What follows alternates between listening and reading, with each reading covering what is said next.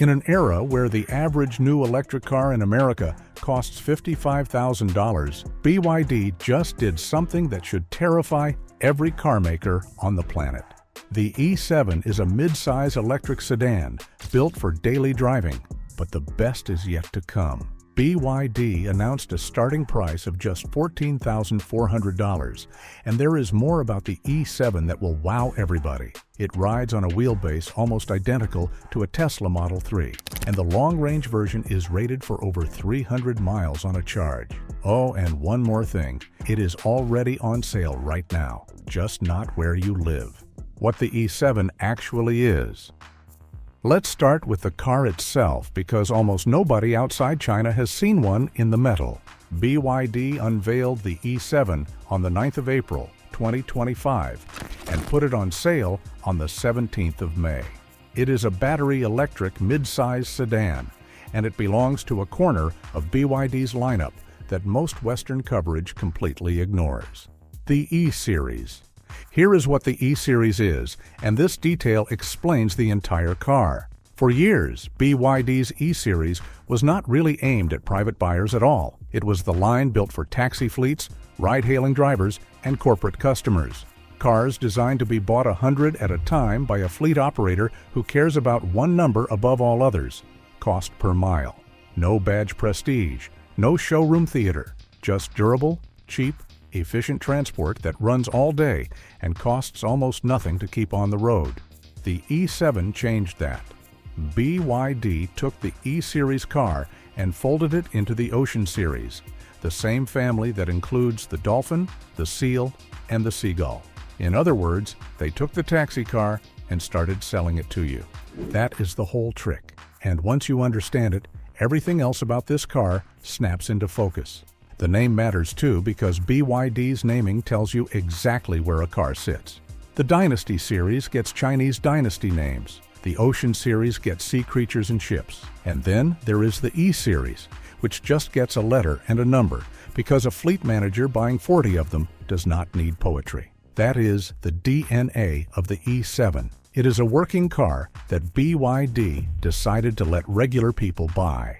Now, BYD is selling it as one of the cheapest usable mid-size electric sedans on Earth. And that is where this story gets interesting. Why the world needs this car right now. To understand why a $14,000 sedan matters this much, look at what has happened to the price of going electric in the West. The average new electric vehicle in the United States now sells for around $55,000. That is roughly $6,000 to $7,000 more than the average new gas car. For years, the federal government softened that gap with a tax credit worth up to $7,500. That credit expired at the end of September 2025. It is gone, so the sticker price you see today is much closer to the price you actually pay, which means the affordable electric car, the one the entire industry has been promising for a decade, still does not exist in America. Every manufacturer has talked about the $25,000 EV. Almost none of them have delivered it. The cars that were supposed to democratize electric driving kept getting bigger, heavier, and more loaded with technology nobody asked to pay for. Meanwhile, in China, BYD just quietly did it. And not with a tiny city car you would have to talk yourself into, with a mid-size sedan at $14,400. And here is who that car is actually for because it is a much bigger group than people think. It is the first-time buyer who cannot stomach a $55,000 loan. It is the family that needs a real four-door with a real back seat and a real trunk, not a hatchback the size of a shoe. It is the driver who does 40 miles a day and has never once needed 400 miles of range. It is the rideshare driver whose entire business is the gap between what they earn per mile and what the car costs per mile, and for whom an electric sedan at this price is not a lifestyle choice, it is a raise. That group is enormous. For years, the industry told them the same thing. Wait, the affordable EV is coming. BYD stopped telling them to wait, and then it did something even more interesting. It sold them the taxi, not a city car, a real sedan. Here is the part that separates the E7 from every other cheap EV headline you have seen. When people talk about ultra-cheap electric cars, they usually mean something like BYD's own Seagull, which starts around $10,300. And the Seagull is a phenomenal little machine. But it is a city car. It is roughly the size of a Kia Picanto. It is smaller than a Chevrolet Bolt. It is built for short trips, tight streets, and small parking spaces, and it does not pretend otherwise. The E7 is not that. The E7 is a proper mid-size sedan. It has 4 full doors, a real back seat, a real trunk, and the road presence of a car people would not be embarrassed to arrive in.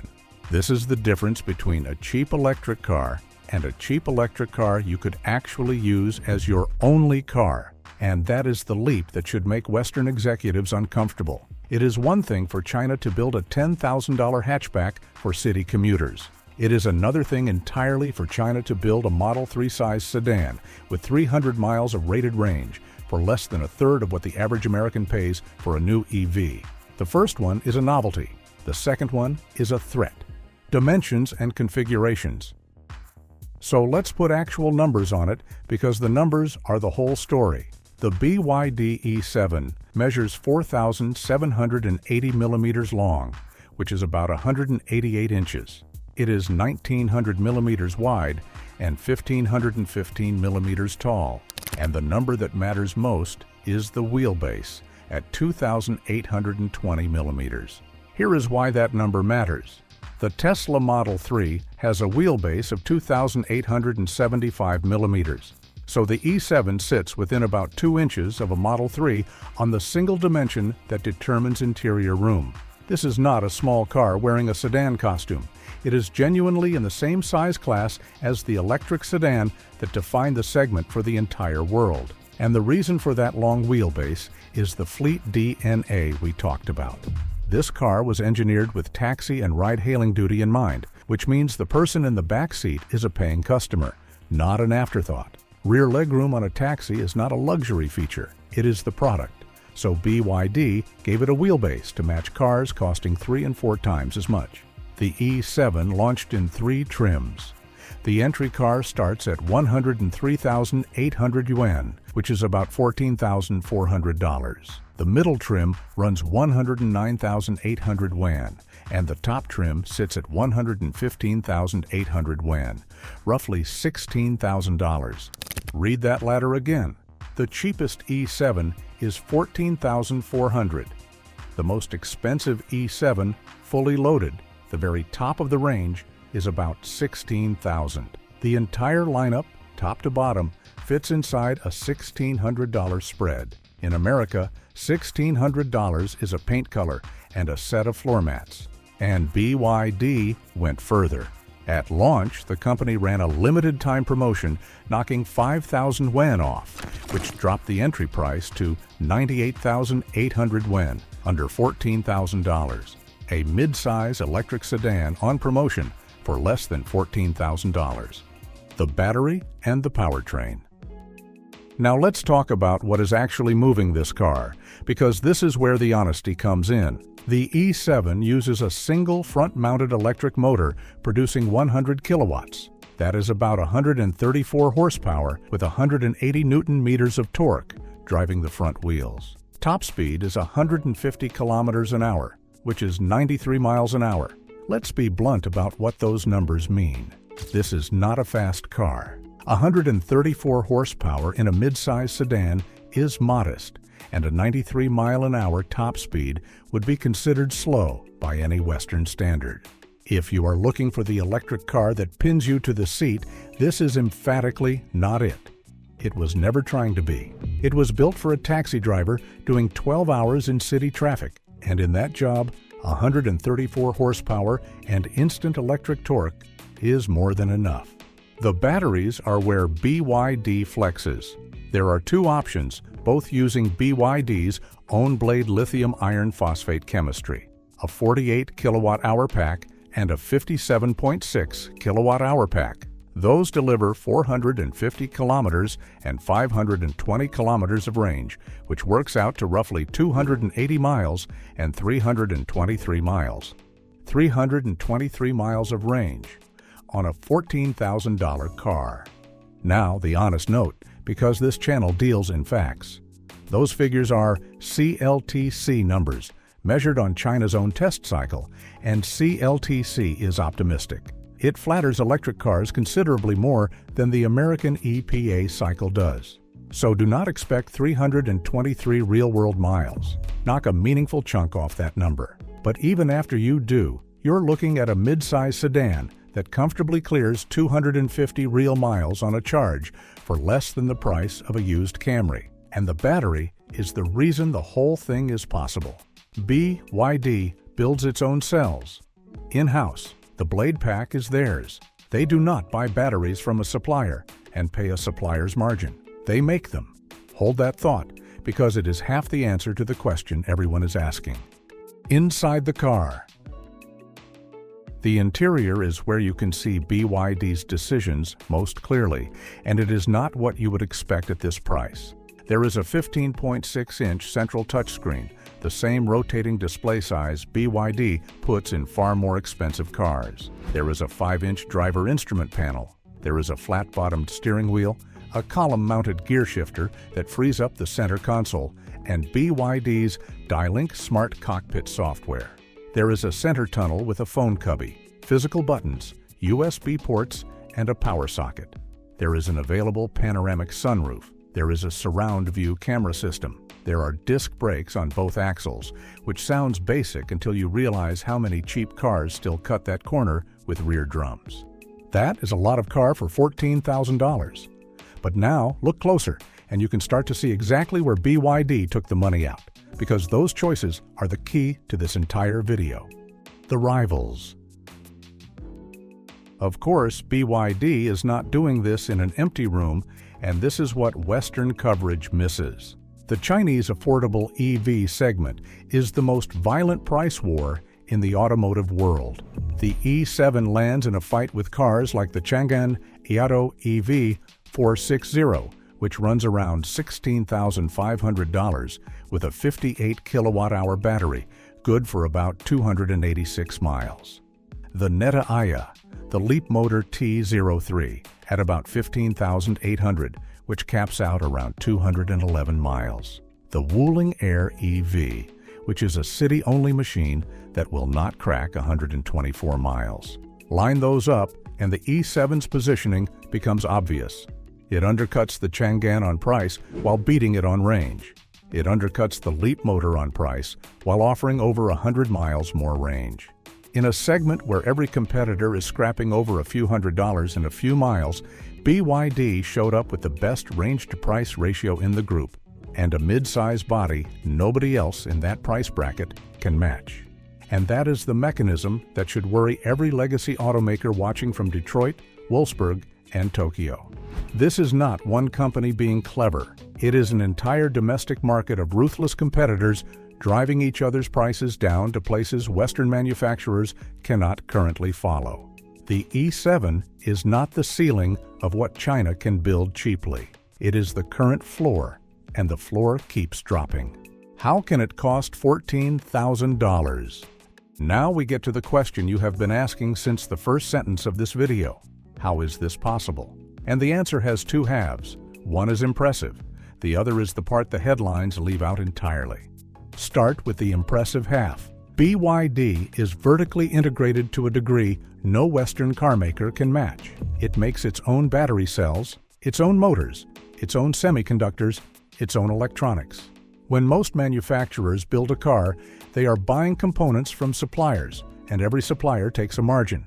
BYD pays those margins to itself. Stack that on top of a company targeting millions of vehicles a year, and the per-car cost collapses in a way that is very hard to argue with. This car is cheap because of manufacturing, not magic. Now the other half, and this is the part that matters. Go back to what the E7 actually is. This is an E-Series car, a fleet car, a taxi, and once you know that, you can see the cost engineering everywhere hiding in plain sight. Look at the door handles. Almost every new BYD and nearly every modern EV uses flush pop-out handles. The E7 has traditional pull handles, the same basic type you would find on an Atto 3. Cheaper to make, cheaper to fix, fewer motors to fail on a car doing 80,000 miles a year in a taxi fleet. Look at the taillights. Every fashionable BYD gets the full-width light bar across the rear. The E7 gets 2 separate taillight units. That is a styling choice that saves money. Look at the wheels. 16-inch. Not 18s, not 19s. Small wheels are cheaper and they eat less range, and taxi operators do not care how they look. Look at the software tier. The E7 runs BYD's entry-level Dialink cockpit, not the top-shelf system. And look at what it does not have. No LiDAR. None of the God's Eye smart driving hardware BYD has been putting on cars like the Seagull to make headlines. The E7 was not built to impress a reviewer. It was built to survive a fleet. Look at the performance. 134 horsepower, 93 miles an hour flat out, front-wheel drive only. Those are not the numbers of a car chasing enthusiasts. They are the numbers of a car engineered down to a cost per mile. So when someone asks how BYD sells a mid-size electric sedan for $14,400, that is the honest answer. It is not that BYD discovered a secret. It is that BYD built a taxi and then decided to sell it to the public. Every single thing that makes it cheap is a thing a fleet operator would never have paid for anyway. And there is one more layer, and it is the biggest. That $14,400 figure is a Chinese domestic price set in the middle of the most brutal price war on earth, in a market with a mature supply chain and a government that spent 15 years building this industry on purpose. It is the price in one country, because in the United States, you cannot buy this car at any price. Tariffs on Chinese electric vehicles run to 100%. BYD does not sell passenger cars in America. In Europe, BYD is carrying additional duties of around 17%, and any version that ever landed there would need crash structure changes, equipment changes, and homologation work that the Chinese car never had to pay for. When BYD's small hatchback made that same journey to Britain, its price roughly doubled. In January of 2026, filings with Chinese regulators revealed a variant called the BYD E7, a version aimed squarely back at the ride-hailing market the E-Series came from. So the taxi car that got promoted to a consumer car is now spawning a taxi car again. That loop tells you how seriously BYD takes this segment. Fleets are not a side business for them. Fleets are the training ground where they learn to take cost out of a car, and then the consumer versions inherit it. BYD's chairman, Wang Chuanfu, has said publicly that he expects the company to lead the world in volume within 5 years. Given that BYD has already taken the crown for the biggest EV maker on the planet, and given that it is now building production capacity inside Europe to get around the tariff walls designed to keep it out, that is not the kind of prediction you can comfortably laugh at anymore. The uncomfortable question for every Western automaker is not how BYD sells a mid-size sedan for $14,000. They know how. Vertical integration, scale, fleet-grade cost engineering, and a decade of relentless investment they chose not to make. The uncomfortable question is, what happens when that car is being built inside Europe, tariff-free, and the cheapest electric sedan your local dealer can offer still starts north of $35,000? Thanks for watching, and I will see you next time.